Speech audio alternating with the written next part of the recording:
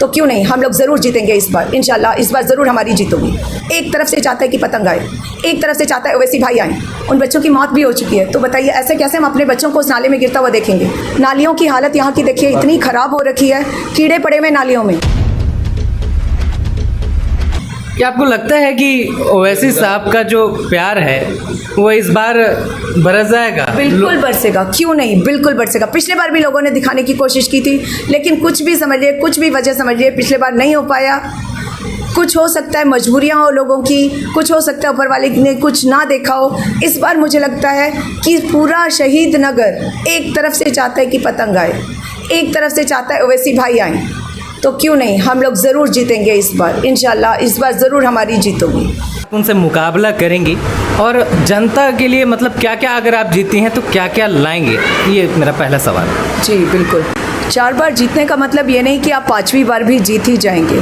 4 बार जीतने का मतलब ये होता है कि आपने कुछ विकास किया होना चाहिए। सिर्फ नालियों का या रोड बनाने से ही हमारा काम नहीं चल रहा है। वो रोड बनाने के बाद भी सब हमारे मकान नीचे चले जा रहे हैं। अब आप एक बात बताइए, जिसने 4 मंजिल मकान बनाया हो, उसने अपनी कड़ी मेहनत करके वो मकान बनाया होगा, तो उसमें पैसा नहीं लगा क्या? उसके बाद में जब वो मकान उसका नीचे पहुँच जाएगा तो उसके दिल पर क्या गुजरेगी? वो कैसे कैसे तो एक अपना मकान बनाया उसने, उसके बाद में अगर उसका मकान नीचे चला गया तो वो क्या करेगा?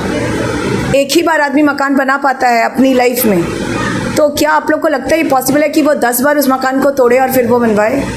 नालियों की हालत यहाँ की देखिए, इतनी ख़राब हो रखी है, कीड़े पड़े हुए नालियों में, सड़कों पे कूड़े के ढेर लगे हुए हैं। तो ऐसा नहीं कि बस आप गलियों में, एक गली में आप भेज रहे हैं कूड़े वाला और दूसरी में ना जाए, ऐसा हो सकता है? यानी मैडम आप कहना चाह रहे हैं कि पिछले 4 टर्म से जो पार्षद बने हुए हैं तो उन्होंने कुछ नहीं किया?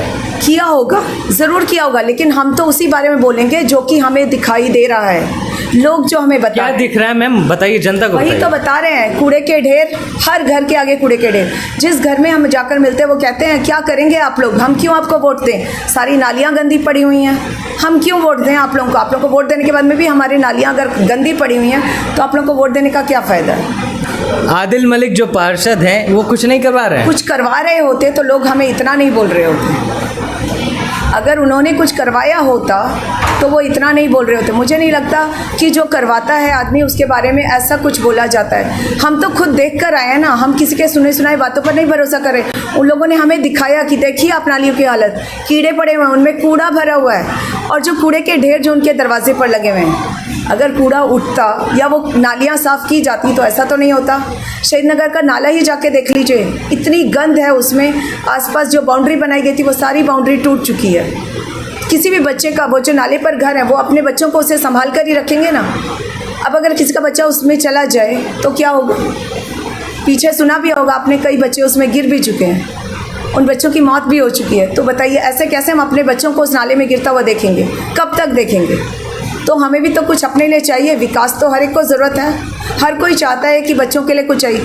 दूसरी बात, स्कूल के बारे में ही देख लीजिए, यहाँ पर कोई प्राथमिक विद्यालय से आगे कोई विद्यालय नहीं है। 10वीं तक, 12वीं तक कोई विद्यालय नहीं है। हमारी बच्चियाँ दिल्ली जाती हैं पढ़ने के लिए। हमारी बच्चियों को ज़रूरत नहीं है कि यहाँ पर कोई उनके लिए अपना कोई स्कूल हो, वो 10वीं 12वीं पढ़ें तो अपने इस एरिया से पढ़ें। हमारी बच्चों को क्यों बाहर जाना पड़े? हमारी बच्चों आप कहना चाह रहे हैं कि यहाँ से जो बच्चियाँ हैं उन्हें दिल्ली जाना पड़ता है, इतना लंबा सफ़र तय करना पड़ता है? बिल्कुल, आप समझ लीजिए यहाँ से दिल्ली कोई 5 मिनट का रास्ता तो है नहीं जी। तो यहाँ से भी अगर कोई रिक्शा भी करता है तो हर दिन उसको 20 रुपये खर्च करके जाना है। 20 रुपये मतलब कोई एक गरीब इंसान अपने बच्चे को स्कूल में पढ़ा रहा है, उसका 20 रुपये एक तरफ का खर्चा कर रहा है। दूसरी तरफ से चलिए बच्चा अगर आ भी जाए पैदल, मान लीजिए 20 रुपये तो उसका खर्च हो रहा है। 20 रुपये माँ बाप कैसे कमाएंगे? उसके बाद में आज आपको पता ही है कि लॉकडाउन के बाद काम तो है नहीं, तो काम नहीं है तो माँ बाप कैसे वो बच्चे को 20 रुपये देंगे? और नहीं देंगे तो बच्चा पैदल जाएगा, फिर पैदल आएगा।